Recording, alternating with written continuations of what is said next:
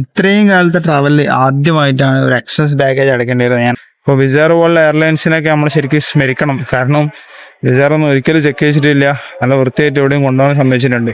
Time here is 10:40. 10:40 വെളിച്ചം കണ്ടോ. Hi, അപ്പം welcome to day 3 in Moscow.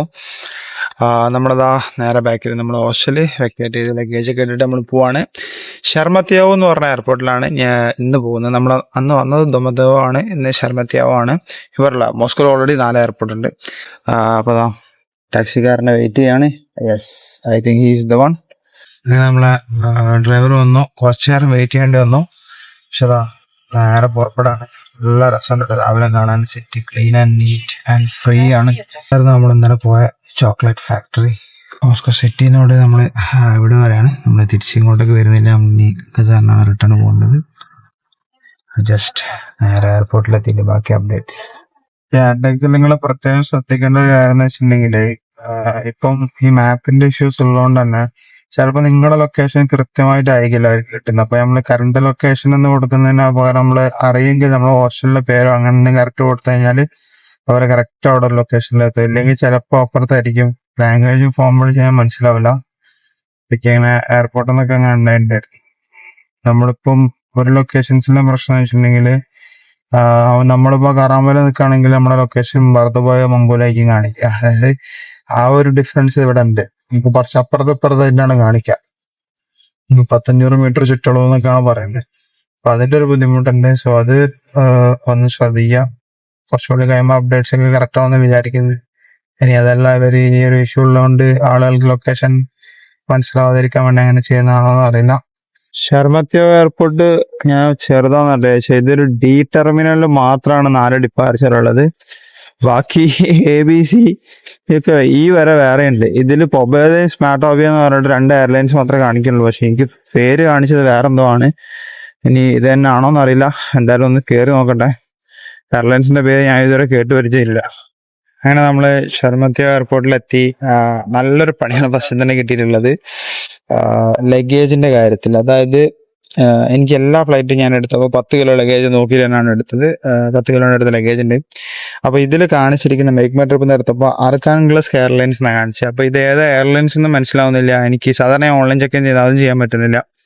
അപ്പൊ ഞാൻ നമുക്ക് ഇവിടെ എത്തി നോക്കാം. അങ്ങനെ സ്മാർട്ടാവിയ എന്ന് പറഞ്ഞ എയർലൈൻസ് ഉണ്ട്. ഇത് എനിക്കറിയാവുന്ന എയർലൈൻ, ഇത് ഞാൻ കേട്ടിട്ടുണ്ട്. ഈ സ്മാർട്ടാവിയ എയർലൈൻസിന്റെ ഇവിടെ എന്താ വെച്ചിട്ടുണ്ടെങ്കിൽ ഇവര് പറയുന്നത് ഈ സൈസ്, അതായത് 40/30/20 ഈ ബാഗ് മാത്രമേ കൊണ്ടുപോകാൻ പറ്റുള്ളൂ. അതായത് നമ്മളെ എന്താ പറയാ 10 കിലോന്റെ ലഗേജ് വന്നിട്ട് ആകെ ഈ സൈസ്. ഇതാണെങ്കിൽ ടിക്കറ്റിൽ എവിടെയും മെൻഷൻ ചെയ്തില്ല. 10 കിലോന്റെ ടിക്കറ്റ് ഉണ്ട് എന്നല്ലാണ്ട് വേറെ ഒന്നും മെൻഷൻ ചെയ്തില്ല. അങ്ങനെ ഇവിടെ എത്തിയപ്പോൾ ഒരു പറയാം, അന്നെങ്കിൽ എക്സസ് ബാഗിന് 4,500 രൂപ ഈ 55ന്റെ സൈസായി കൊണ്ടുപോവാം. അല്ലെങ്കിൽ പിന്നെന്താ വെച്ചിട്ടുണ്ടെങ്കിൽ 4,200 ഞാനിപ്പോൾ അടച്ചത് ആ കൗണ്ടറിൽ പോയിട്ട്. എന്തിന്? ഈ ബാഗ് ക്യാബിൻ ബാഗേജ് ആയി കൊണ്ടുപോകാൻ വേണ്ടി മാത്രം. ഹാൻഡ് ലഗേജ് അല്ലാതെ ക്യാബിൻ ബാഗേജ് ആക്കാൻ 200 ദിർഹംസ് അല്ലെ 4,200 4,300 രൂപയാണ് ഇപ്പം അടിച്ചിട്ടുള്ളത്. ഒരു കാര്യമില്ലാണ്ട് ഒന്നും പറഞ്ഞിട്ട് അല്ല. അവിടെ എഴുതി വെച്ചിട്ടുണ്ട്, നമ്മൾ ടിക്കറ്റ് കാണിച്ചില്ല. ഇനിയിപ്പം നമ്മളെ എയർലൈൻസ്, ഈ ഡൊമസ്റ്റിക് എയർലൈൻസ് അറിഞ്ഞ് വളരെ ശ്രദ്ധിക്കാം. വിസേറിൽ പോലും ഇന്ന് വരെ ചെക്ക് ചെയ്തിട്ടില്ല. ഉണ്ടെങ്കിൽ പോലും അവർക്കൊക്കെ ഡീസൻറ്റ് സൈസ് ഉണ്ട്. ഒരു 50 നമ്മൾ ട്രോളി സൈസ് ഉണ്ട്. ഇത് അതുമില്ല. 40/30/20 പറഞ്ഞു കഴിഞ്ഞാൽ എന്ത് ബാഗ് ഉണ്ടാവാനാ? നമ്മള് ഫുട്ബോൾ കളിക്കാണോ ഒരു ചെറിയ ബാഗ് ഉണ്ടാവും. അതിൻ്റെ അത് ഇത്ര ഡ്രസ്സ് നമുക്ക് ഒരിക്കലും കൊണ്ടുപോകാനും പറ്റില്ല. അപ്പൊ ഞാൻ ഡ്രസ്സൊക്കെ മേലൊക്കെ എടുത്തിട്ടിട്ട് ചെറുതാക്കാന്ന് വിചാരിച്ചു. പക്ഷെ ചെറുതാക്കി കഴിഞ്ഞിട്ടുണ്ടെങ്കിലും ഇതാണ് പ്രശ്നം. ഉള്ളോട്ട് എത്തി കഴിയുമ്പോൾ പിന്നെ 55ന്റെ സൈസ് എനിക്ക് ഏറ്റവും ചുരുക്കം ആക്കാൻ പറ്റുള്ളൂ. എത്ര ഡ്രസ്സ് ഞാൻ എടുത്തിട്ട് കഴിഞ്ഞാലും. ഈ 40/30/20 കൊണ്ടുപോകുന്നത്, അല്ലെങ്കിൽ 55. ഇതിന്റെ കൂടെ നമുക്ക് ഒരു ചെറിയ ബാഗ് കൂടി കൊണ്ടുപോകുന്ന ഇവിടെ എഴുതിയിട്ടുണ്ട്. പക്ഷെ എൻ്റെ അടുത്ത് വേറെ ബാഗ് ആക്കാനുള്ള സാധനമില്ല. 30/25 ഒരു സാധനം നമുക്ക് വേണമെങ്കിൽ കയ്യിൽ പിടിക്കാനുണ്ട്. അതുമല്ല ഒരു വൃത്തിയില്ലാത്തൊരു ടീം. ഒരു കാര്യങ്ങളൊന്നും കറക്റ്റായിട്ട് പറഞ്ഞ കാര്യങ്ങളൊന്നും ഇല്ല. ഇവരിങ്ങനെ തന്നെയാണ് പൈസ ഉണ്ടാക്കുന്നത്. ബജറ്റ് എയർലൈൻസ് അല്ല. അപ്പൊ ഇവരെ മെയിൻ വരുമാനം കാര്യങ്ങളൊക്കെ ഇതിൽ തന്നെ. ഇത് കറക്റ്റ് ഇത് ഇട്ടിട്ട് ഈ ബാഗ് ഞാൻ അടയണം. എന്റെ അത്രയും വലിയ ട്രാവൽ ബാഗൊക്കെ ഞാൻ എവിടെ നിന്ന് അങ്ങനെ ആക്കാനാ? അപ്പൊ ഞാൻ ഏതായാലും പേ ചെയ്ത്, വേറെ ഓപ്ഷൻ ഇല്ല. കാരണം ഇനി 1 hour ഫ്ലൈറ്റിന്. അപ്പം സ്മാർട്ട് ഏവിയ ഒക്കെ എടുക്കുന്നതിൽ പ്രത്യേകം ശ്രദ്ധിക്കുക. മേക്ക് മൈ ട്രിപ്പിലാണ് എടുത്തത്. ഇനിയിപ്പോൾ മേക്ക് മൈ ട്രിപ്പ് വേറെ വിളിച്ച് തരുക വരണം. ഒന്ന് എയർലൈൻസിന്റെ പേര് വേറെ കൊടുത്ത് ചെക്ക് ഇൻ ചെയ്യാനുള്ള ഓപ്ഷൻ ഉണ്ടായില്ല. ലഗേജിനെ കുറിച്ച് മെൻഷൻ ചെയ്തിട്ടില്ല. So be very careful. എനിക്ക് ഒരാളാണ്ട് 4,200 2-3 ബാഗൊക്കെ ഉണ്ടെങ്കിൽ നിങ്ങൾ പെട്ടുപോകും. നല്ലൊരു എമൗണ്ട് അടയ്ക്കേണ്ടി വരും. അല്ലെങ്കിൽ ലഗേജ് എടുക്കുമ്പോൾ തന്നെ എന്താക്കുക, ഒരു 10-60 ദിർഹംസ് കൂടുതൽ, അല്ലെങ്കിൽ ഒരു ഹാൻഡ് ലഗേജും കൂടി എടുത്തിടുക, അല്ല ഒരു ക്യാബിൻ ബാഗേജും കൂടി എടുത്തിടുക. അപ്പോൾ കുറച്ച് പൈസ ഉണ്ടാവുള്ളൂ. ഇപ്പോൾ എയർപോർട്ടിലൊന്നും അടയ്ക്കുമ്പോൾ വലിയ എമൗണ്ട് ആവാം. ഇനി അങ്ങോട്ടുള്ള 2 ഡൊമസ്റ്റിക് ഫ്ലൈറ്റ്സിനെ കുറിച്ച് ഞാൻ പഠിക്കട്ടെ. സോ ഇതാണ് ഞാൻ അടച്ചതിന്റെ പ്രൂഫ്. 3,900 പിന്നെ ഒരു 300 അടക്കം 4,200 അവർ അടച്ചിട്ടുള്ളത്. സോ വളരെ ശ്രദ്ധിക്കുക. സ്മാർട്ട് ഏവിയ എയർലൈൻസ് എന്നാണ് ഇതിന്റെ പേര്. ഇത് റഷ്യയിൽ മാത്രം ഓടുന്നുള്ളതാണ് എൻ്റെ അറിവ്. ബജറ്റഡ് എയർലൈൻസിന്റെ ഏറ്റവും വലിയൊരു വരുമാനം തന്നെ ഇതാണ്. So be very careful and be very specific is the luggage size. അതാ ഞാൻ പൊബേദ എയർലൈൻസിന്റെ ഇത് കണ്ടു. പൊബേദ എയർലൈൻസിന് വന്ന് നോക്കുമ്പോൾ കണ്ട ഇവർക്കും സെയിം ഇതുണ്ട്. ഇതിന്റെ അകത്ത് കൊള്ളണം. ഇതും ഏകദേശം ആ ഒരു സൈസേ ഉള്ളൂ. സോ ചെറിയ ബാഗും വളരെ ചുരുങ്ങിയ ലഗേജ് ആയിട്ട് വന്നിട്ടേ കാര്യമുള്ളൂ. ഐ തിങ്ക് വരാൻ പോകുന്ന ഫ്ലൈറ്റ്സിൽ നമുക്ക് സെയിം ബുദ്ധിമുട്ടുണ്ടാവും തോന്നുന്നു. അങ്ങനെ നമ്മൾ ഫ്ലൈറ്റിൽ കയറി പുതിയൊരു എയർലൈൻസ് കൂടി നമ്മളതിലേക്ക് ആഡ് ആവുകയാണ്. സ്മാർട്ട് ഏവിയ എന്ന് പറഞ്ഞിട്ട് ഇതാണ് എയർലൈൻസ്. ആ ലഗേജിന്റെ സംഭവം ഉണ്ടല്ലോ, അവ തിരിച്ച് നമ്മൾ ഫ്ലൈറ്റ് കയറാകുമ്പോൾ വീണ്ടും ചെക്ക് ചെയ്യുന്നുണ്ട്. അപ്പോൾ എന്തുകൂടെ ഇപ്പം കാണിച്ച് കയറിയിട്ടൊന്നും കാര്യമില്ല. നമ്മൾ ആ ഡ്രസ്സൊക്കെ ആദ്യമായിട്ടാണ് ഇട്ടിട്ട് തന്നെ അവിടെ വരെ എത്തേണ്ടത്. കാരണം അവർ ബോർഡിങ് ചെയ്യുന്നിടത്ത് വീണ്ടും ചെക്ക് ചെയ്യുന്നുണ്ടായിരുന്നു. അപ്പോൾ സെയിം ലൈക്ക് വിസയർ അതുപോലത്തെ ഒരു ബജറ്റഡ് എയർലൈൻസ് അത്ര തന്നെ ഉള്ളൂ. ലൈക്ക് സ്പേസും കാര്യങ്ങളൊക്കെ ഉണ്ടല്ലോ. ഈ ഒരു സാധനം കണ്ടോ, വെള്ളം അക്വ എന്ന് പറഞ്ഞ സാധനം. എന്ത് റേറ്റ് ആണ് ഇതിന്? ഇന്ത്യൻ രൂപ ഏകദേശം 150 വരുന്നുണ്ട്, 160 വരുന്നുണ്ട്. ഒരു ബോട്ടിൽ, ചെറിയ ബോട്ടിൽ വെള്ളത്തിന് ഏകദേശം 7 ദിർഹംസായി. നമുക്ക് UAE പോലും 1 ദിർഹംസിന് വെള്ളം കിട്ടാം. Moscow is very expensive. ഞാൻ പിന്നെ ആലോചിച്ച് നോക്കുന്നു. അതിനെപ്പറ്റി ഞാൻ പിന്നീട് എന്തായാലും ഒന്നുകൂടി പറയാം. So flight എടുക്കാനായി. ഹായ്, അപ്പം നമ്മളങ്ങനെ മുർമാൻസ്കിൽ എത്തിയിരിക്കുകയാണ്. 2.5 മണിക്കൂർ കറക്റ്റ്. അവിടുന്ന് 8:50 എടുത്തു. കറക്റ്റ് നമ്മൾ 11 ഇവിടെ ലാൻഡ് ചെയ്തിട്ടോ. എൻ്റെ ബാഗേജ് വരുന്ന ആകെയുള്ള സങ്കടമാണ്. ഈ ബാഗേജിന് വേണ്ടിയിട്ടാണ് നമ്മൾ 4,200 രൂപ വെറുതെ കൊടുത്തത്. What to do. അതിൻ്റെ ഒരു മൂഡ് ഓഫ് മാത്രമേ ഉള്ളൂ. ഇറങ്ങിയപ്പോൾ തന്നെ അത്യാവശ്യം നല്ല തണുപ്പുണ്ട് കേട്ടോ. അവിടെ ക്ലൈമറ്റ് അങ്ങനെയാണെന്ന് തോന്നുന്നു. വളരെ ചെറിയൊരു എയർപോർട്ട് കേട്ടോ. നമ്മൾ ഫ്ലൈറ്റ് ഇറങ്ങി നേരെ ബാഗേജ് എടുത്ത് പുറത്തേക്ക് എത്തി. വേറെ ഒരു പരിപാടിയില്ല. കുറച്ച് മെയിൻ എയർപോർട്ടാണെന്ന് തോന്നുന്നു ആ കാണുന്നത്. എന്താ രസം. നല്ല തണുപ്പും കാര്യങ്ങളൊക്കെ ആയിട്ട് സെറ്റാണ് കേട്ടോ.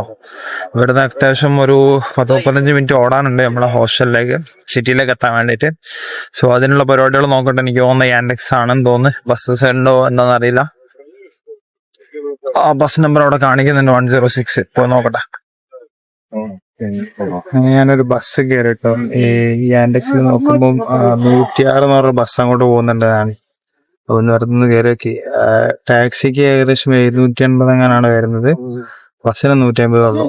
അപ്പം എനിക്ക് പ്രത്യേകിച്ച് അങ്ങനെ പോയിട്ട് വലിയ തിരക്കില്ല. കാരണം എന്താ വെച്ചാൽ ഹോസ്റ്റലിലേക്ക് എത്തിയിട്ട് ബാക്കി അറിയുള്ളൂ.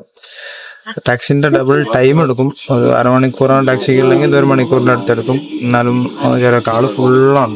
ചെറിയൊരു കുട്ടി ബസ്സാണ്. ലഗേജൊക്കെ ഇവിടെ തന്നെ വെച്ചിട്ട് ഇരിക്കുകയാണ്. ഏതായാലും എക്സ്പീരിയൻസ് എന്നുള്ള നിലക്ക് പോയി നോക്കട്ടെ. ഇപ്പൊ ബാഗിന് മാപ്പ് വർക്ക് ചെയ്യേണ്ട. ഇപ്പൊ ഇതിൽ പോകുമ്പോൾ തന്നെ ഇവിടെ കാണാം ഫുള്ള് റിവറാണ്. ബ്യൂട്ടിഫുൾ ആയിട്ടുള്ള പ്ലേസ് ആണല്ലോ. ചെറുതായിട്ട് മഴയൊക്കെ പൊടിഞ്ഞു തുടങ്ങിയിട്ടുണ്ട്. ഇത് സ്ഥലം അങ്ങനെ നമ്മള് മുർമാൻസ്ക് ബസ് സ്റ്റേഷനിൽ എത്തിട്ടോ. ബസ് സ്റ്റേഷനിൽ നോക്കി ഒരു പക്ക ഒരു ഗ്രാമം തന്നെ അല്ലേ. പക്ക ഒരു സിറ്റി, നല്ല ഉള്ളോട്ടുള്ള ഏരിയ. 106 ആണ് കേട്ടോ എയർപോർട്ടിലേക്ക് പോകുന്നത്. ഇവിടെ വരുന്നവർക്ക് വേണമെങ്കിൽ ശ്രദ്ധിക്കാം. ഈ പച്ച കളറിൽ കാണുന്ന റെയിൽവേ സ്റ്റേഷൻ ആണെന്ന് പറഞ്ഞാൽ ഇതാണ് ബസ് സ്റ്റേഷൻ. ഇപ്പൊ ഈ 106ലാണ് ഞാൻ വന്നത്. 106 ഉണ്ട്, 120 അങ്ങനെ ഉണ്ട്. വേറെ ഹാപ്പി ന്യൂസ് എന്ന് വെച്ചിട്ടുണ്ടെങ്കിൽ യാൻഡെക്സ് മാപ്പ് വർക്കാവുന്നത് വലിയ സന്തോഷമാണ്. കാരണം ബാക്കിയുള്ള സ്ഥലങ്ങളെ പോലെ അപ്പൊ യാൻഡെക്സ് ഇവിടെ വർക്കാവുന്നുണ്ട്. സിറ്റി മാരില്ല. അപ്പോൾ കുറച്ചുകൂടി എളുപ്പമാണ്. സോ ഏകദേശം 750 കൊടുക്കണം. നമ്മുടെ 150 ഇവിടെ എത്തി. 160 രൂപ ലാഭം എന്തായാലും. സോ അതാണ് മുർമാൻസ്ക്. നാളെ നമ്മൾ പോകുന്ന സ്ഥലമാണ് ഹൈലൈറ്റ്. ടെറിബർഗ പറഞ്ഞിട്ട് വേൾഡ് എൻഡ് വില്ലേജ്. ഒരുപാട് നല്ല വലിയ ബിൽഡിങ്സും കാര്യങ്ങളൊക്കെ ഉണ്ട് കേട്ടോ. ആ കണ്ടത് മക്ഡൊണാൾഡ്സ് ആയിരുന്നു തോന്നുന്നു. അതിൻ്റെ അടുത്ത് വേറെ ഒന്നും ഇപ്പൊ പേര് മാറിയെന്ന് പറഞ്ഞില്ല. സോ അത് കാണാൻ പറ്റുന്നുണ്ട്. അതുപോലെ തന്നെ അതാ ബിൽഡിങ്സ്. പിന്നെ ഈ ഫിഷ് കണ്ടോ. മുർമാൻസ്കിന്റെ ഒരു ഇത് തന്നെ ഫിഷിങ്ങാണ്. കാരണം ഇവിടെയുള്ള ആളുകൾ ഫിഷിങ്ങും കാര്യങ്ങളും കൊണ്ടൊക്കെയാണ് ജീവിച്ചിരുന്നതെന്ന് പറയുന്നത്. എനിക്ക് തോന്നുന്നു നൈറ്റ് ആകുമ്പോൾ ഒന്നുകൂടി വൈബാവും തോന്നുന്നുണ്ട് സ്ഥലങ്ങള്. പക്ഷെ പക്ക ലോക്കൽ ഏരിയ ആണ്. ഇവിടുത്തെ ലാംഗ്വേജും കാര്യങ്ങളൊക്കെ അതുപോലെ തന്നെ ഉണ്ടാവും. നമുക്ക് വായിക്കാൻ പറ്റുന്ന ഒരു ലെവലിൽ ഒന്നും ഉണ്ടാവില്ല. മനസ്സ് പൊതുവെ തണുപ്പ് കൂടിയ സ്ഥലം എന്ന് പറയില്ല. ഇവിടെ വന്നപ്പോൾ സൂപ്പർ മാർക്കറ്റിലൊക്കെ നമുക്ക് ഫുൾ സാധനങ്ങളുണ്ടോ. സാധനങ്ങളുടെ പെരുമയാണ്. റേറ്റ് ഒക്കെ ഉണ്ട്. 500, 600, 700, 400. അപ്പോൾ ആദ്യമായിട്ടാണ് ഞാൻ ഇപ്പോൾ റഷ്യയിൽ നിന്നൊരു സൂപ്പർ മാർക്കറ്റിൽ കയറുന്നത്. പിന്നെ നമുക്ക് ഫുഡും കാര്യങ്ങളൊക്കെ കിട്ടുന്ന സെക്ഷൻ എവിടെ നോക്കണ്ട, എങ്ങോട്ട് തിരിഞ്ഞാലും കുപ്പികൾ മാത്രമേ ഉള്ളല്ലോ, ഫുൾ ആൽക്കഹോൾ. അപ്പൊ ഞാനെന്താ ഇവിടുന്ന് കുറച്ച് ഫ്രൂട്ട്സും കാര്യങ്ങളൊക്കെ അപ്പുറത്ത് പച്ചക്കറി അതേപോലെ നല്ല നമ്മുടെ മഞ്ഞാത്തക്ക അതൊക്കെ ഉണ്ട്. നല്ല രസമുണ്ട് സാധനങ്ങളൊക്കെ കാണാൻ, നല്ല വൃത്തിക്ക്. നല്ല അത്യാവശ്യം നല്ല വലിയൊരു ഹൈപ്പർ മാർക്കറ്റാണ്. ചെറിയ എല്ലാ സാധനങ്ങളും ഇതിൻ്റെ തന്നെ ഉണ്ട്. നല്ല നല്ല പച്ചക്കളർ ടൊമാറ്റോ അതൊക്കെ ഉണ്ട്. അതിൽ ഫ്രൂട്ട്സ് ഒക്കെ നല്ല ടേസ്റ്റ് ഉണ്ടാവും വിചാരിക്കുന്നത്, കാരണം കുറച്ച് കണ്ടിട്ടുള്ള നല്ല ഫ്രഷ്ലി ലോക്കൽ മെയ്ഡ് സാധനങ്ങളാണ്. അതിന് നമുക്കൊരു ചെറിയ ബ്രെഡും സാധനങ്ങളോട് കിട്ടിയാൽ പോവാം. അങ്ങനെ നമ്മൾ മൊർമാൻസ് ഹോട്ടലിലെത്തി. മൊർമാൻസ് കണ്ടോ, is the largest city beyond the Arctic circle എന്നാണ് പറയുന്നത്. ഒരുപാട് സ്പെഷ്യാലിറ്റി ഉള്ളൊരു സ്ഥലം കൂടിയാണ്. ഹോട്ടൽ മൊർമാൻ ലോഫ്റ്റിലാണ് കേട്ടോ. അത്യാവശ്യം സെറ്റപ്പ് ആണെന്ന് തോന്നുന്നു. ഹോട്ടലിലേക്ക് കയറിയിട്ടില്ല ഞാൻ. ഇപ്പോൾ അവരുടെ റിസപ്ഷൻ കാര്യങ്ങൾ ഇവരാണെങ്കിൽ സ്കാൻ ചെയ്തതിനൊന്നും ബാക്കിയില്ല. പാസ്പോർട്ടും മൈഗ്രേഷൻ കാർഡും ഒക്കെ സ്കാൻ ചെയ്ത് വെച്ചിരിക്കണേ. പെട്ടെന്ന് ചെക്ക് ഇൻ ചെയ്ത് കഴിഞ്ഞാൽ ഒന്ന് റെസ്റ്റ് എടുത്തിട്ട് പുറത്തേക്ക് ഇറങ്ങായിരുന്നു. അങ്ങനെ കുറേ നേരം വെയിറ്റ് ചെയ്ത് 2 മണിക്ക് ചെക്കിനുള്ള 2:30 ആയപ്പോഴാണ് എനിക്ക് തന്നത്. ഞാൻ 1 മണിക്ക് ഇവിടെ എത്തിയിട്ടുണ്ട്. ഇതൊരു ഗംഭീര ഹോസ്റ്റലാണ് കേട്ടോ. എത്രയോ ബെഡും കാര്യങ്ങളും ഉണ്ട് ഇതിൻ്റെ അകത്ത്. മോസ്റ്റ് റേറ്റഡ് ഹോസ്റ്റലാണ്. അതിന് ഞാൻ കൊടുത്തത് 1000 റൂബിൾസ് ആണ് കേട്ടോ ഒരു ദിവസത്തെ കൊടുത്ത്. 9 എൻ്റെ റൂം. ഇതിനകത്ത് ഫ്രിഡ്ജ് ഉണ്ടെന്ന് പറഞ്ഞത്. ഇതാണ് ബെഡും കാര്യങ്ങളൊക്കെ നോർമൽ ഒരിതാണ്, ക്യാപ്സ്യൂളും സെറ്റപ്പ് ഒന്നല്ല. അങ്ങനെ നമ്മൾ റൂമിൽ ചെക്ക് ഇൻ ചെയ്തു. നമ്മൾ രാവിലെ ഏകദേശം 11:15 നമ്മളിവിടെ ലാൻഡ് ചെയ്ത മൊർമാൻസ്കിൽ. പിന്നെ ഒരു മണിക്കൂറിൻ്റെ അടുത്ത് നമ്മൾ ബസ്സിൽ വന്നു. അത് കഴിഞ്ഞതിന് ശേഷം നമ്മൾ റൂമിൽ 1 മണിക്ക് എത്തി. പക്ഷെ 2:30 അവരെനിക്ക് റൂം വന്നത്. അങ്ങനെ അതൊക്കെ കഴിഞ്ഞ് പിന്നീട് ഞാൻ അവിടെ കുറച്ചിട്ടൊന്ന് റെസ്റ്റ് എടുത്തു. സത്യം പറഞ്ഞാൽ ഉറങ്ങാനുള്ള ക്ഷീണമുണ്ട്. പക്ഷെ സ്ഥലങ്ങൾ കാണാലോ എന്ന് വിചാരിച്ചിട്ട് വേറെ ഇറങ്ങിയതാണ്. ഇപ്പം 3:30 ആയ സമയം. പിന്നെ മുർമാൻസ്ക് ഒരു വലിയ സിറ്റിയാണ്. അപ്പൊ ഇതിൽ ഈ സ്ഥലങ്ങൾ കാണാൻ പോവാന്ന് പറഞ്ഞാൽ തന്നെ കുറച്ച് അങ്ങോട്ടും ഇങ്ങോട്ടും എത്തിപ്പെടാനുള്ള ബുദ്ധിമുട്ടുകളുണ്ട്. എനിക്ക് തോന്നുന്നു ഇവിടെ കുറെ ടൂറിസ്റ്റുകൾ വരുന്ന ഹൈക്കിംഗ് പരിപാടികൾക്കാണ്. പിന്നെ ജസ്റ്റ് ഇങ്ങനെ സിറ്റി കൂടെ നടന്ന് പോവാം, അതൊരു നല്ല ഓപ്ഷനാണ്. പിന്നെ കുറെ ട്രഡീഷണൽ ഫുഡ്സിനുള്ള ഓപ്ഷൻസ് ഉണ്ട് ഇവിടെ. സോ ഒക്കെ നമുക്കൊന്ന് ജസ്റ്റ് എക്സ്പ്ലോർ ചെയ്യാം. ഇന്നത്തെ ദിവസം നമ്മളിന്ന് ചില്ലായിട്ട് ജസ്റ്റ് മുർമാൻസ്ക് ഒന്ന് നടന്ന് കാണാന്നുള്ള ഒരു ഉദ്ദേശം മാത്രമേ ഉള്ളൂ. സോ നമ്മൾ നേരത്തെ കാണിച്ച ബസ് സ്റ്റേഷൻ്റെ തൊട്ടടുത്തില്ല, റെയിൽവേ സ്റ്റേഷനാണ്. ഇവിടെയുള്ള ആളുകൾ മെയിൻ ഡിപ്പെൻഡ് ചെയ്യുന്നത് സെന്റ് പീറ്റേഴ്സ്ബർഗിനാണ്. സോ സെന്റ് പീറ്റേഴ്സ്ബർഗിലേക്ക് ട്രെയിൻ എന്ന് പറയുന്നതിന് ഏകദേശം 18 മണിക്കൂർ അങ്ങനെ എന്താണ് കാണിച്ചിരുന്നത്. സോ അതും ഒരു വൈകുന്നേരം 3 മണിക്ക് കയറിയാൽ പിറ്റേ ദിവസം അവിടെ ആ സമയത്ത് എങ്ങനെയാണ് എത്തുള്ളൂ. നമുക്കൊരു വലിയ സമയം നഷ്ടമാണ്. ഫ്ലൈറ്റ് ആകുമ്പോൾ 2 മണിക്കൂറുള്ളൂ. നമുക്ക് കൽക്കരി ആണെന്ന് തോന്നുന്നു ഇതിലൊക്കെ നിറച്ച് കൊണ്ടുപോകുന്ന ട്രാൻസ്പോർട്ടേഷൻ ഗുഡ്സ് ട്രെയിൻസ് കൊണ്ടിട്ടോ. ചരിത്രപ്രധാനമായ സ്ഥലം, അതേപോലെ തന്നെ ഒരു കുറച്ച് ബാക്ക്വേർഡ്സ് പോയാൽ അങ്ങനെ ഉണ്ടാവും. അതുപോലത്തെ ലൈഫ് ആയിക്കോട്ടെ ഫീൽ ചെയ്യുന്ന ഒരു നമ്മളെന്താ പറയുക 1980s എന്നൊക്കെ പറഞ്ഞു. അതേപോലത്തെ ആ റഷ്യൻ ട്രക്ക്, റഷ്യൻ വണ്ടികൾ അതൊക്കെ നമുക്ക് ഇവിടെ കാണാൻ പറ്റുള്ളൂ. ഇങ്ങനത്തെ സ്ഥലങ്ങൾ വന്നു കഴിഞ്ഞാൽ ഇവിടെയൊക്കെ എക്സ്ട്രീം വെതർ പോകുന്ന സ്ഥലമാണ്. ഇപ്പം മഞ്ഞൊക്കെ ആയി കഴിഞ്ഞിട്ടുണ്ടെങ്കിൽ. And most people come here for watching the northern lights. നമ്മൾ ആ ബ്രിഡ്ജ് കയറി ഇറങ്ങിയിട്ട് ഒരു പാർക്കിലേക്ക് എത്തിയത്. അപ്പൊ ഇവിടെ ഈ ഷിപ്പിന്റെ പഴയ കാലത്തുള്ള ഫോട്ടോസും ഇവിടുത്തെ ഇതൊക്കെ ഇതിൻ്റെ അകത്ത് വെച്ചിട്ടുണ്ട്. ഇതിന്റെ തൊട്ടപ്പുറത്താണ് ആ ഷിപ്പ് കിടക്കുന്നതെന്ന് പറയുന്നത്. സോ അങ്ങനെ നമ്മൾ ഫൈനലി ആ ബോട്ടിന്റെ അടുത്തെത്തി. ഇതാണ് സംഭവം എന്നല്ല, മൺഡേ ആൻഡ് ട്യൂസ്ഡേ ഇത് ക്ലോസ് ആണ്. വെനസ്ഡേ മുതലുള്ളൂ. അതും ഒരു പ്രത്യേക ടൈമിംഗ് ആണ്. എന്താണെന്ന് എനിക്ക് മനസ്സിലാവുന്നില്ല. അതായത് 12 മണി മുതൽ 4 മണി വരെയാണ് ഇതിന് ടൈം കൊടുത്തിരിക്കുന്നത്.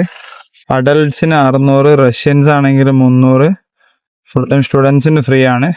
ഓക്കെ, അപ്പോൾ ഇതിന്റെ ഒരു സ്ഥലത്ത് ഇതിന് ടിക്കറ്റ് വെക്കുന്നുണ്ടെന്നാ പറയുന്നത്. പിന്നെ Wednesday to Sunday including Monday and Tuesday days of educations are held according to the schedule. അതായത് 10:30, 12 മണി, 13:30, 1 മണി, 16 അങ്ങനെ 4 ടൈമിലാണ് നടക്കുന്നത്. എനിക്ക് തോന്നുന്നത് ഗൈഡഡ് ടൂർസ് ആണെന്ന് തോന്നുന്നുണ്ട് ഇവിടെ.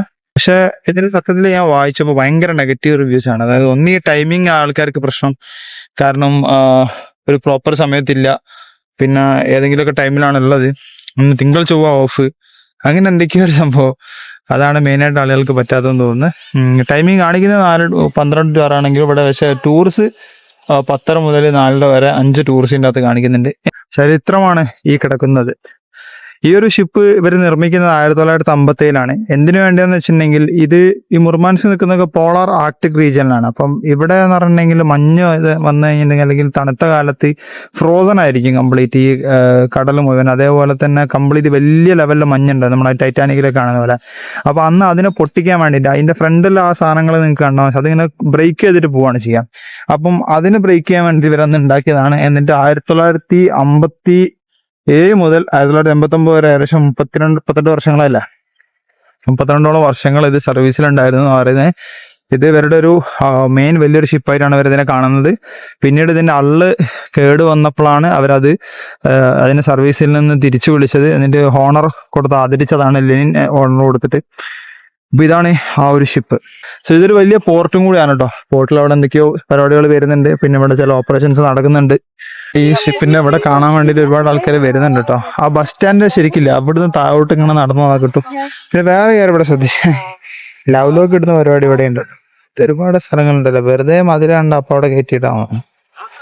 ദോഷം ഒരുപാട് കാലങ്ങളിലൊക്കെ തിരുപ്പെടുത്ത് പോയി. മേ ബി അതല്ലെങ്കിൽ ഇതിൽ ആയതായിരിക്കും. ആപ്പ് കുറച്ചും കൂടി പക്കായിട്ട് വരുന്നുണ്ട്. അപ്പൊ 44-ന് 5-ാം നമ്പർ ബസ് വരുന്ന കാണിച്ച് അതാ വരുന്ന 5-ാം നമ്പർ ബസ്. ഇപ്പൊ യാൻഡെക്സ് മൊർമൻസ്കില് കുഴപ്പമില്ലാണ്ട് വർക്ക് ചെയ്യുന്നുണ്ട് കേട്ടോ. എനിക്ക് അത്യാവശ്യം ലൊക്കേഷൻ കറക്റ്റ് ആയിട്ട് കിട്ടുന്നുണ്ട്. സ്ഥലത്തിന്റെ പേര് ഇവിടെ മനസ്സിലായി. ഡ്രൈവറെ കാണിച്ചു നോക്കാം. ഇതാണ് 5-ാം നമ്പർ ബസ്. ഞാൻ 50 റൂബിളിനാണ് ടിക്കറ്റ് എടുത്തത്. ആ ബസ് സ്റ്റോപ്പ് ഞാൻ യാൻഡെക്സ് മാപ്പിലുള്ള സ്റ്റോപ്പ് മൂപ്പർ കാണിച്ചു കൊടുത്തു. അപ്പൊ യാൻഡെക്സിൽ എങ്ങനെയാ വെച്ചിട്ടുണ്ടെങ്കിൽ നമ്മള് യാൻഡെക്സ് സെർച്ച് യാൻഡെക്സ് മാപ്പിൽ സെർച്ച് അപ്പൊ ഇതിന്റെ അത് നടന്നിട്ട് ഏത് സ്റ്റോപ്പ് വരെ പോകണമെന്ന് കാണിക്കും. ഈ ഇത് റഷ്യൻ ലാംഗ്വേജ് അവർക്ക് കാണിച്ചു കൊടുത്താൽ അവർ ഓക്കെ എന്ന് പറയും. ഞാൻ അവിടെ പോയി ഇറങ്ങാൻ തന്നെ, വേറെ പ്രത്യേകിച്ച് പരിപാടി ഒന്നുമില്ല. ഇവിടെ നിന്ന് മേലോട്ട് നടക്കണ്ട്. നമ്മൾ ശരിക്കും കുറച്ച് ഉള്ളോട്ട് ടേൺ ചെയ്ത് വരുന്ന ഒരു ബസ്സിലാണ് കയറി, അതുകൊണ്ട് രക്ഷപ്പെട്ടു. അല്ലെങ്കിൽ 2 കിലോമീറ്റർ നടക്കേണ്ടത് എന്നാണ്. ഇതാകുമ്പോ ഒരു 100 മീറ്റർ മാത്രം നടന്നാൽ മതി. അങ്ങനെ ഞാൻ ഒരു 10 മിനിറ്റ് നടന്ന് മേലോട്ട് എത്തിയിരിക്കുകയാണ്. അലോഷി മോണുമെന്റ് ആണ് അറിയപ്പെടുന്നത്. അതേപോലെ ഡിഫൻഡേഴ്സ് മെമ്മറി ഓഫ് ആർട്ടിക്കിൾ എന്നുണ്ട്. ആർട്ടിക് ഡിഫൻഡേഴ്സിന് മെമ്മറിയിൽ അതും രണ്ടും ഒരു സ്ഥലത്ത് തന്നെയാണ്, കൺഫ്യൂഷൻ ആവണ്ട. അലോഷി മോമെന്റ് അടിക്കുമ്പോൾ ചില സമയത്ത് കുറച്ച് ദൂരമാണ് കാണിക്കുക. പക്ഷെ ഇവിടെ വന്നിരിക്കുന്നത് ഇത് കാണാൻ വേണ്ടി മാത്രമല്ല, ഇവിടെ നിന്നൊരു വ്യൂ ഉണ്ട്, അത് കാണിച്ചാൽ. ഇതിന്റെ താഴോട്ടൊന്ന് ഇറങ്ങുമ്പോണ്ടല്ലോ, ഓ വേറെ എല്ലാവരും കേട്ടോ. നോക്കി മുർമാൻസ്ക് സിറ്റി മൊത്തം ഇങ്ങനെ കാണാം, അടിപൊളി. ഇവിടെ അടുത്ത് എന്തോ ഫംഗ്ഷൻ കഴിഞ്ഞിട്ടുള്ളൂ. റഷ്യൻ്റെ ഫ്ലാഗിലൊക്കെ റീത്ത് വെച്ചിട്ടുണ്ട്. പിന്നെതാ ഇവിടുത്തെ കാവൽ വീരനായകനാണെന്ന് തോന്നുന്നു അലോഷി. എല്ലാം പ്രതിമ കേട്ടോ. അത് ഭയങ്കര ലോങ് എന്നാലും ഫുള്ള് കിട്ടുമല്ലോ. അതുകൊണ്ട് ആ മോണിമെന്റ്സിന്റെ അവിടെ നിന്ന് ഇങ്ങോട്ട് നോക്കിയാലുണ്ടല്ലോ, ഓ ഗംഭീര വ്യൂ ആണ് കേട്ടോ. ഇത് കാണാനാണ് ഞാൻ ഇവിടെ കയറി വന്നത്. എന്താ രസം, എത്ര ആൾക്കാർ അവിടെ വന്നിരിക്കുന്നത്. ഫാമിലിയായിട്ട് ഇങ്ങനെ വന്ന് വൈകുന്നേരം ഇവിടെ സ്പെൻഡ് ചെയ്യാൻ വേണ്ടി മാത്രം. ഇവിടുത്തെ ലോക്കൽസ് ഉണ്ടായിരിക്കും. ഇവർക്ക് ഇവിടെ ഇങ്ങനെ വന്നിരുന്ന് കഴിഞ്ഞാൽ നല്ല രസമല്ല. വണ്ടിയുടെ മേലെ വരെ ഓടിച്ചെത്താനും പറ്റും. നമുക്ക് നിൽക്കുന്ന സിറ്റിയാണ് ആ കാണുന്നത്. കൂടുതലും ഇവിടെ ഹിസ്റ്റോറിക്കൽ പ്ലേസസ് ആണ് ഈ കാണുന്ന മോണുമെന്റ്. അതുപോലെ തന്നെ ലോസ്റ്റ് ക്രൈസ്റ്റ്, ഒരു ലോസ്റ്റ് സേവിയേഴ്സിന്റെ ഒരു ചർച്ച് ഉണ്ട്. അങ്ങനത്തെ കുറെ സംഭവങ്ങളാണ് ഈ മുർമാൻസ്കിലുള്ളത്. പിന്നെ കുറെ ഫിഷിങ്ങും പരിപാടികളുണ്ട്. പിന്നെ അതേപോലെ നല്ല ഫിഷ് ഫുഡ് കിട്ടുന്ന സ്ഥലം കൂടിയാണ്. ഞാൻ വീണ്ടും അവിടെ നിന്ന് ഇറങ്ങിയിട്ടാ സെയിം 5-ാം നമ്പർ ബസ്സിൽ കയറി തിരിച്ചാ റൂട്ട് കയറി. അപ്പൊ എനിക്ക് ഈ സ്ഥലം നേരത്തെ ഞാൻ കണ്ടിട്ട് ഇവിടെ ഇറങ്ങണമെന്നുണ്ടായിരുന്നു, പക്ഷെ സ്ഥലത്തിന്റെ പേരറിയില്ല. അപ്പൊ ഞാൻ ആ കണ്ടക്ടറോട് മുർമാൻസ്ക് ബസ് ടെർമിനലിന്റെ പേര് അടിച്ചിട്ട് പറഞ്ഞു ഇവിടെയൊക്കെ പോവാ ബസ്സാന്ന് പറഞ്ഞു. എന്നിട്ട് ഞാനിപ്പോ ഇറങ്ങാൻ പോയപ്പോ ഒരു പെണ്ണുങ്ങളെ പാവം അവർക്ക് ലാംഗ്വേജ് ചോദിച്ചാൽ എന്നോട് പറഞ്ഞിട്ടല്ല ഇതെല്ലാം ഇറങ്ങേണ്ട സ്ഥലം എന്നുള്ള പോലെ ഭാഷയിൽ ഇങ്ങനെ പറഞ്ഞു. അപ്പൊ ഞാൻ പറഞ്ഞു കുഴപ്പമില്ല, എനിക്ക് ഇവിടെ തന്നെ ഇറങ്ങിയാൽ മതി പറഞ്ഞു. കാരണം ഈ സ്ഥലത്തിന്റെ പേരാണ് തന്നെ. ഞാൻ മുർമാൻസ്കിൽ തന്നെ ടിക്കറ്റ് കൊടുത്തത്. ആകെ 50 എങ്ങനെയുള്ളൂ ടിക്കറ്റിന്.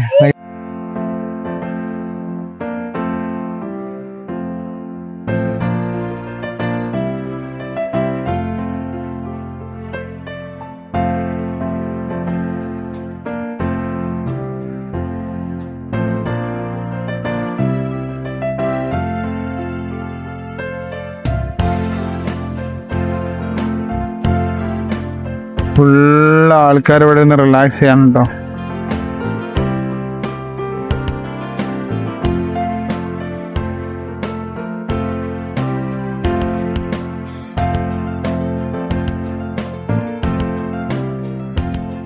അവിടെ ഞാൻ കുറെ നേരം ഇരുന്ന് റെസ്റ്റ് എടുത്തിട്ട് പിന്നെ താഴോട്ട് ഇറങ്ങാം കേട്ടോ. ശരിക്കും പറഞ്ഞാൽ ഒരുപാട് ഫാമിലീസ് ഇങ്ങനെ അങ്ങോട്ട് പോകുന്നുണ്ടായിട്ട് ഞാനൊന്ന് നോക്കിയതായിരുന്നു. അപ്പൊ ഇവിടെ ബോട്ടിങ് പരിപാടികളുണ്ട്. ഇപ്പൊ നിർത്തി വെച്ചോ എന്താണെന്ന് അറിയില്ല. ഞാൻ ഇവിടെ വന്നപ്പോ എല്ലാരും ഇങ്ങനെ ഒരു സാധനം വാങ്ങുന്നത് എന്താ സംഭവം അല്ല, മധുരത്തിന് എന്താ സംഭവമാണ് തോന്നുന്നു. അപ്പൊ ഇതും പിന്നെ ഒരു മൊജിറ്റോം പറഞ്ഞു ഞാൻ, കാരണം പിന്നെ കിട്ടുന്ന മുള്ള ഇങ്ങനത്തെ കോള സാധനങ്ങൾ ഇതൊക്കെ ഉള്ളത്. ഇതാണ് ഇവിടെ എല്ലാരും വാങ്ങുന്നുണ്ടപ്പോ ഒന്ന് വാങ്ങി നോക്കിയതാണ്. ഇതിങ്ങനെ റോൾ ചെയ്ത് ഉണ്ടാക്കിയിട്ട് അത് ഈ കാരമലിൽ ഇതാക്കിയിട്ട് തരാണ് ചെയ്യാം. ഇതിനെത്രയാണ് 170, പിന്നെ ഇതൊരു മൊജിറ്റോ ആണ് പറഞ്ഞത്. ഇങ്ങനെ രണ്ടും കൂടി ഏകദേശം 330. ഇപ്പോഴും വെളിച്ചം നോക്ക് നിങ്ങൾ 7:45 കേട്ടോ. എനിക്ക് തോന്നുന്നത് മൊസൂനുകളെ ലേറ്റ് ആയിട്ട് സൺസെറ്റ് തോന്നും. ഞാൻ ശരിക്ക് ഹൊർമാൻസ്കിലെ പ്ലാൻ ഉണ്ടാക്കുന്നത് സന്തോഷ് ജോർജ് കുളങ്ങരയും ടീമൊക്കെ സഞ്ചാരത്തിന്റെ ടീം ഇവിടെ വന്നിട്ടുണ്ടായിരുന്നു. അപ്പൊ അവരുടെ ഇതിനനുസരിച്ചിട്ടാണ് ഞാൻ പ്ലാൻ ഉണ്ടാക്കുന്നത്. സേവിയർ ഓൺ ദ വാട്ടേഴ്സ് എന്നാണ് ഈ ചർച്ചിന് പറയുന്നത്. ഇപ്പൊ ഇതിന് റിനോവേഷൻ നടക്കുകയാണ്, അപ്പൊ അത് ക്ലോസ് ചെയ്തിട്ടാണ്. പിന്നെ നേരെ കാണുന്നതാണ് ലൈറ്റ് ഹൗസ്. അപ്പൊ സ്വാഭാവികമായിട്ട് ഈ കപ്പലിൽ പോകുന്ന നാവികർക്ക് സിഗ്നൽ കൊടുക്കാൻ വേണ്ടി അന്നത്തെ കാലത്ത് ഉണ്ടാക്കിയായിരിക്കും. അപ്പൊ അവരെ ഒരു രക്ഷയ്ക്ക് വേണ്ടിയുള്ള ഒരു ചർച്ച എന്നാണ് ഇതിന്റെ പേരെടുന്നത്, സേവിയർ ഓൺ ദ വാട്ടേഴ്സ് എന്ന് പറഞ്ഞിട്ട്. പിന്നെ ഹിസ്റ്ററി എന്ന് പറഞ്ഞിട്ടുണ്ടെങ്കിൽ അത് 2000-ന് ശേഷം ഉണ്ടാക്കിയ പള്ളിയാണ്. അതിനേക്കാളൊക്കെ എത്ര മുമ്പ് ഇതുണ്ട് ഇവിടെ. ഇത് ലൈറ്റ് ഹൗസ് മെമ്മോറിയലാണ്, കടലിൽ പോയി തിരിച്ചു വരാത്ത ആളുകൾക്ക് വേണ്ടിയുള്ള ഒരു മെമ്മോറിയൽ എന്ന് പറയുന്നത്. മറ്റേത് അവര് സേവിയസ്, അതായത് ക്രിസ്തു ചർച്ച് വെള്ളത്തിനും ഇത് നടന്നുള്ളതിന്റെ ഒരു പ്രതീകമായിട്ട് ഉണ്ടാക്കുന്നതൊക്കെ. അതിനേക്കാൾ ഇമ്പോർട്ടൻ്റ് ആയ വേറൊരു സാധനം ഉണ്ട് ഇവിടെ. ഒരുപാട് ആളുകളുടെ ഫോട്ടോ ഉണ്ട് നിങ്ങള്. ഒരു സബ്മറൈൻ ദുരന്തം ഉണ്ടായിരുന്നു ഇവിടെ, കുർസ്ക് എന്നാണ് അതിന് പറയുന്നത്. 2000-ൽ സംഭവിച്ച ഒരു വലിയ സബ്മറൈൻ ദുരന്തം. ഇത് സബ്മറൈൻ ഇതിന് അടിയിൽ വെച്ച് പൊട്ടിത്തെറിച്ചതായിരുന്നു. അപ്പൊ അതിന്റെ ഒരു ഭാഗമാണ് ഈ സാധനം. അത് അതിലൊരു ഭാഗം തിരിച്ചു കൊണ്ടുവന്നിട്ട് ഇവിടെയാണ് സ്ഥാപിച്ചതെന്നാണ് പറയുന്നത്. അപ്പൊ എനിക്ക് തോന്നുന്നു 118ഓളം ആൾക്കാർ അതിൻ്റെ ആരും രക്ഷപ്പെട്ടില്ല. കാരണം അത് പൊട്ടിത്തെറിച്ച് 4-5 ദിവസം കഴിഞ്ഞിട്ടാണ് ഇവർ ഇതിന്റെ അടുത്തേക്ക് എത്തിയതും ഇത് കണ്ടുപിടിച്ചതൊക്കെ. അപ്പോൾ ഇതിലുള്ള എല്ലാ ആളുകളും മരിച്ചിരുന്നു. Big disaster. Time here is 10:40 വെളിച്ചം കണ്ടോ. അവിടെ ചോദിച്ചപ്പോൾ ഇവിടെ സമ്മറിൽ മൊത്തം ടൈം വെളിച്ചവും വിന്ററിൽ മൊത്തം ടൈം കിട്ടും. ഇങ്ങനെ ഇന്നലെ ബർഗർ കിങ്ങും ഇന്ന് മക്ഡൊണാൾഡ്സുമായിട്ട് നമ്മൾ വെറുതെയാണ് പറ്റിയെന്ന് വെച്ചിട്ടുണ്ടെങ്കിൽ നമ്മൾ പുറത്തിറങ്ങി കുറച്ച് ഫുഡ് കഴിക്കാമെന്ന് വിചാരിച്ചായിരുന്നു. പക്ഷേ ഇവിടെ രാത്രി ആവുന്നില്ല. 11 മണി നമ്മൾ ഷോപ്പ് ക്ലോസ്. ആൾക്കാർ സാധാരണ പോലെ വീട്ടിൽ പോകുന്നുണ്ട്. അത്ര ശ്രദ്ധിച്ചില്ല. ഞാൻ നൈറ്റ് ലൈഫും കാര്യം ഉണ്ടെന്ന് വിചാരിച്ച് അങ്ങനെ കിട്ടിയൊരു പണിയാണ്. വേറെ ഒന്നുമില്ല, എല്ലാം ക്ലോസ് ആവാണ്. കിട്ടിയത് വെച്ചിട്ട് വേഗം അടിച്ചിട്ട് വീട്ടിൽ പോയി കിടക്കേണ്ട. നാളെ നമുക്ക് രാവിലെ എൻ്റെ ഗ്രൂപ്പ് ടൂറിന് പോകാനുള്ളതാണ്. അങ്ങനെ നമ്മൾ സൂപ്പർ മാർക്കറ്റിൽ കയറി സാധനം വാങ്ങി അവിടെ മക്ഡൊണാൾഡ്സിൻ്റെ ഫുഡും കഴിച്ച് നമുക്ക് 12 മണിക്ക് എനിക്ക് തോന്നുന്നു നമ്മൾ പുലച്ചൊരു 5 മണിയിലെ ഫീൽ ആയില്ല. അപ്പോൾ അതായത് നേരെ ഇരട്ടി വെളുത്തെന്ന് തോന്നുന്നു. അപ്പോൾ രാവിലെ ഏതായാലും ഗ്രൂപ്പ് ടൂറൊക്കെ ആണ്, ഡയറക്റ്റ് പോകണം. അപ്പോൾ അതിനുള്ള ഫുഡും കാര്യങ്ങളൊക്കെ കുറച്ച് ഫ്രൂട്ട്സൊക്കെ വാങ്ങി വെച്ചാണ്. So bye for day 3. Day 9 ഇപ്പോഴും. ഓക്കെ, അപ്പോൾ ഡേ 3 കഴിഞ്ഞു. ഡേ 4 നാളെ കാണാം. ബൈ.